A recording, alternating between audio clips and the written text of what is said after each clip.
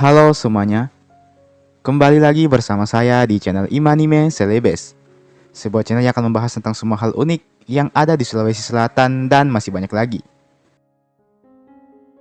Di video kali ini, kita akan kembali melanjutkan serial Ila Galigo. Dan kini, kita sudah mencapai episode yang ke-88. Oke, sebelum kita masuk ke pembahasan, seperti biasa, saya mau mengajak teman-teman semua buat yang belum subscribe, supaya bisa terlebih dahulu tekan tombol subscribe-nya, supaya channel ini bisa terus berkembang dan memberikan informasi, hiburan, serta wawasan kepada kita semua. Oke? Kalau sudah, langsung saja. Mari kita masuk ke pembahasan. Inilah dia Ila Galigo Series episode yang ke-88.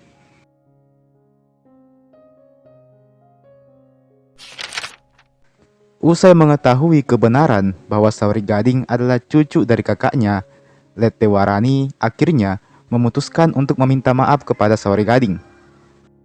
Dia bahkan tidak segan-segan untuk menghidupkan kembali semua kru Sauri Gading yang mati dalam peperangan itu. Tak hanya itu, Letewarani bahkan mengajak Sauri Gading untuk mampir sejenak ke kerajaannya, yang mana ajakan tersebut langsung disetujui oleh Sauri Gading. Di dalam kerajaan langit, kedatangan Sauri Gading dan kru kapalnya disambut oleh para dayang dan juga bisu yang menari-nari, memberikan penghormatan kepadanya. Darah Sauri Gading yang memang punya keturunan dewata, sukses membuatnya mendapatkan sambutan yang amat sangat megah. Selain Sauri Gading, ada pula Palawagau dan La Tendri Pepang yang merupakan keturunan bangsawan juga. Bersama dengan Sauri Gading, mereka bertigalah yang mendapatkan penghormatan dan sambutan paling tinggi. Sauri Gading juga bertemu dengan Batara Mega, yang merupakan istri dari Letewarani. Batara Mega tentu ikut meminta maaf atas kelancangannya menyerang Sauri Gading yang sebenarnya masih dapat dikatakan sebagai cucunya sendiri. Sauri Gading pun dengan rendah hati memaafkan sekaligus ikut meminta maaf juga. Biar bagaimanapun, ini hanya kesalahpahaman. Dalam jamuan makan malam tersebut, Sauri Gading menceritakan petualangannya kepada Letewarani dan Batara Mega. Sauri Gading menceritakan tentang tujuannya untuk menemui Welleri Cina dan menjadikannya istrinya. Letewarani awalnya tertawa mendengar hal itu. Bagaimana tidak, seorang manusia rela berlayar jauh sampai ke Sasar, ke negeri langit, hanya untuk menemui seorang gadis yang sudah tak bernyawa lagi. Namun setelah itu, Letewarani mulai kagum lagi dengan Sauri Gading. Setelah Sauri Gading mengatakan bahwa dirinya dan kru kapalnya telah mendapatkan sebuah tumbuhan ajaib dari kerajaan Pertiwi. Dari sini, Letewarani mulai menanamkan respek yang cukup tinggi kepada Sauri Gading. Letewarani bahkan sempat menawari Sauri Gading untuk menjadi penerus di kerajaannya ini. Namun dengan halus Sauri Gading menolak tawaran tersebut, dikarenakan dia hanyalah manusia biasa. Tidaklah etis rasanya seorang manusia biasa menjadi pemimpin di kerajaan para dewata seperti ini. Usai berbincang hangat, akhirnya Sauri Gading dan para kru kapalnya pamit untuk kembali melanjutkan perjalanannya. Tujuan Sauri Gading kini adalah untuk menemui Welleri Cina. Dan seperti itulah kemudian, Sauri Gading dan kru kapalnya kini telah bersiap untuk kembali melanjutkan petualangannya. Sebagaimana yang kita ketahui bahwa Welleri Cina ini sejatinya telah meninggal dunia. Olehnya itu, berkat kuasa dari Letewarani dan juga darah keturunan Sauri Gading, maka dia beserta awak kapalnya pun dikirim langsung ke kerajaan arwah oleh Letewarani. Tentu, ini adalah suatu hal yang mustahil. Tidaklah bisa seorang manusia biasa yang belum menamatkan kehidupannya di bumi berkunjung ke negeri arwah. Namun, pengecualian untuk Sauri Gading dan para kru kapalnya.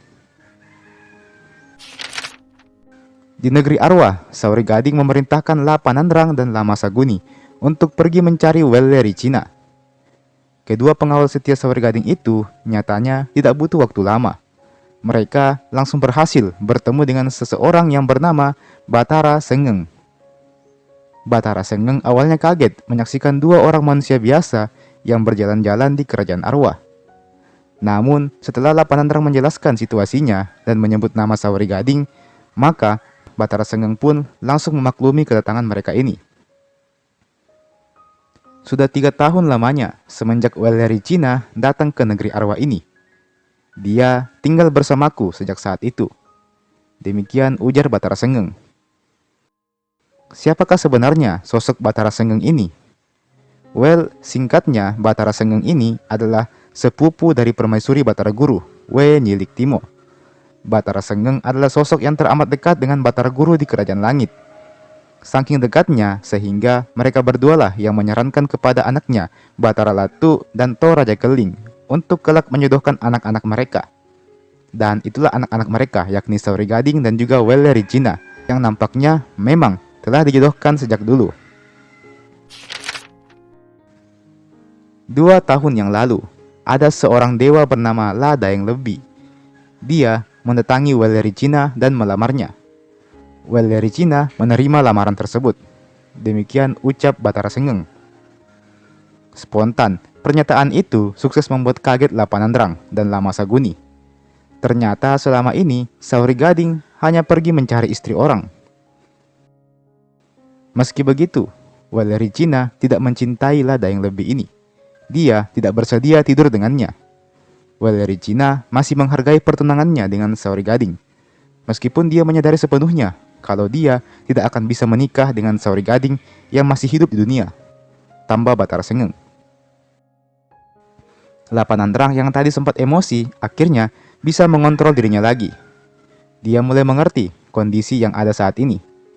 Meski begitu, dirinya juga ingin segera menemui La Daeng Lebi ini untuk memintanya menceraikan Wellery Cina dan membiarkan Wellery Cina menjadi milik Sauri Gading.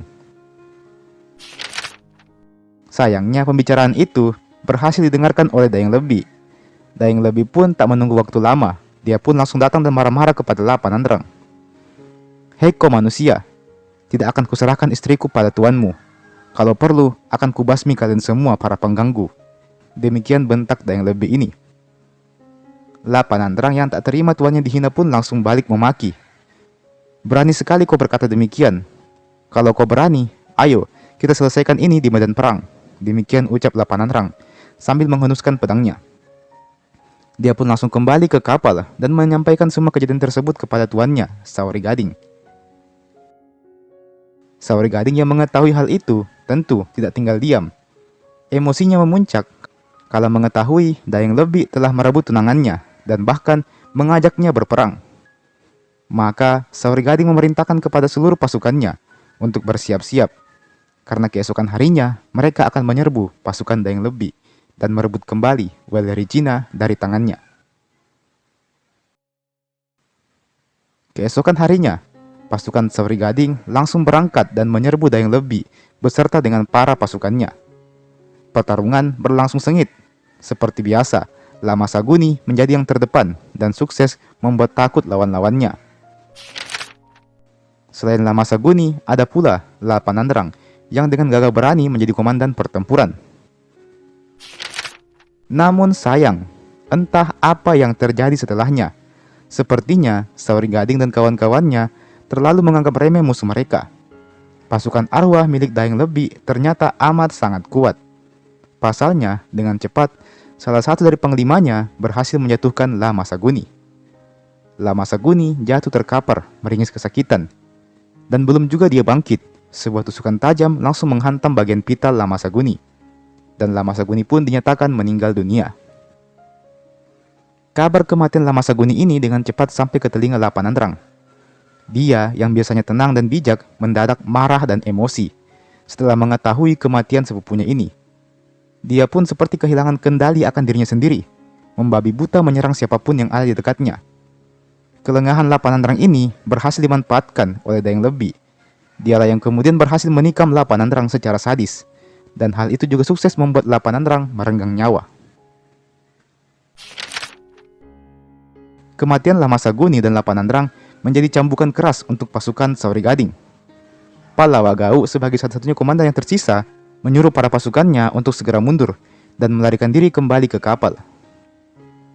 Berita kekalahan ini langsung dilaporkan ke Lama Daremeng, yang mana dia juga kaget bukan main. Bagaimana bisa orang sekuat Lapanandrang dan Lama Saguni terbunuh begitu saja? Lama Daremeng pun segera melaporkan hal ini kepada Sauri Gading, yang mana sukses membuat Sauri Gading juga kaget bukan main. Ini tidak mungkin terjadi. Mengapa kedua sepupuku bisa kalah semudah itu? Demikian ucap Sauri Gading. Dia tidak menyadari kalau air matanya sudah mengalir dengan amat deras. Lantas, bagaimanakah nasib pasukan Sauri Gading ke depannya?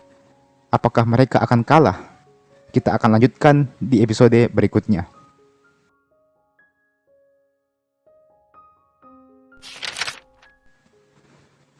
Dan teman-teman, itulah tadi Ilaga Ligo Series episode yang ke-88.